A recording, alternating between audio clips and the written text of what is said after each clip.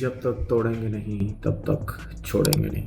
अच्छा जी, आप लोगों की एक वीडियो बड़ी ड्यू थी जो मैंने आप लोगों के लिए पहले बनाई थी, अगर आप लोगों को याद हो, जो फेसेस थे ट्रेडर के लाइफ साइकिल, तो उसके जो मैंने डिटेल्स थी वो अभी तक बनाई नहीं थी, टाइम लग गया। चले, वो कहते हैं मेहरबान देर लगी आते आते, पर चलें आ तो गए। चलें जी, वीडियो पे बात करते हैं, फेजेस पे बात करते हैं, फिर इसको समझते हैं और फिर जानते हैं कि इसे हम बाहर कैसे आ सकते हैं। अच्छा जी, फेज 1 जो आप लोगों के लिए सबसे पहले क्यूरियोसिटी फेज। चलो जी, ट्रेडिंग करते हैं, शायद अच्छे पैसे बन जाएंगे, या फिर ट्रेडर को स्टार्ट पॉइंट होता है कि भाई चलो जी सोशल मीडिया पर प्रॉफिट देख रहे हैं, लोग बना रहे हैं प्रॉफिट, यू नो। और इस फेज में होता क्या है कि हम लोग इसको एक बिजनेस नहीं समझते, इसको शॉर्टकट समझते हैं कि यार ये पैसे कमाने का ना शॉर्टकट है, ये फ्लैशी लाइफस्टाइल वाली वीडियोस देखना, हाँ, रिस्क और मनी मैनेजमेंट को समझे बगैर इस पे काम करना, इस चीज को हम एक्सेप्ट नहीं करते। ये ट्रेडिंग कोई मैजिक नहीं है, कोई जादू नहीं है, बस सिर्फ जो है ना हम इसमें लोगों को देख देख के और बस इसको समझ के कि हमें ट्रेडिंग करनी है और उसमें आकर हम शुरू कर देते हैं ट्रेडिंग। ये नहीं सोचते कि हमने लर्निंग पे फोकस करना है ना कि अर्निंग पे। इसको स्किल समझ के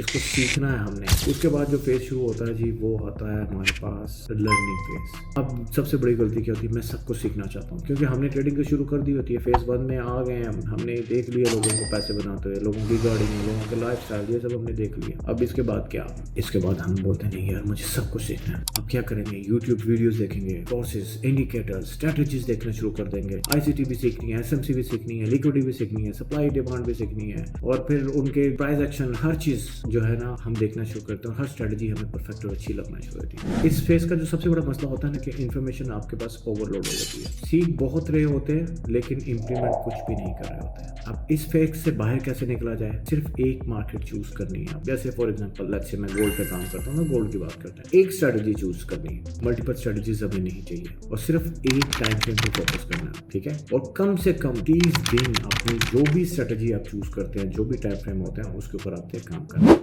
इससे जो अगला फेज होगा, आपको कुछ विन्स मिलना शुरू हो जाती हैं, और फिर हम वही जो हमेशा से करते आते हैं, ओवर कॉन्फिडेंस शुरू हो जाता है हमारा। ये बड़ा डेंजरस फेज है कि हम जब ओवर कॉन्फिडेंस कभी भी किसी चीज को लेके होंगे तो उसका रिजल्ट तो फिर वैसे ही होगा ना।